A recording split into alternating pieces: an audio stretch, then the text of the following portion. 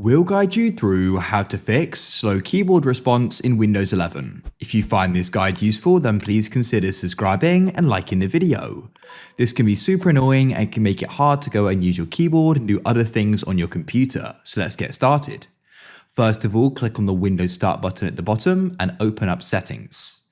Now, come over to the left and click on Accessibility, scroll down to Interaction and click on Keyboard.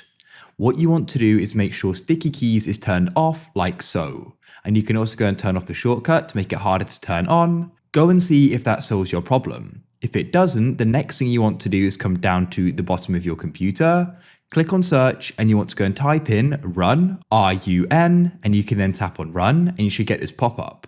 What you need to do is go and type in control keyboard like so.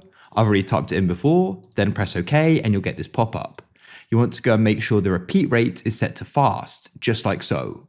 Press apply and press OK and go and see if that solves your problem. The next thing you can try doing is right clicking on start and you want to click on device manager.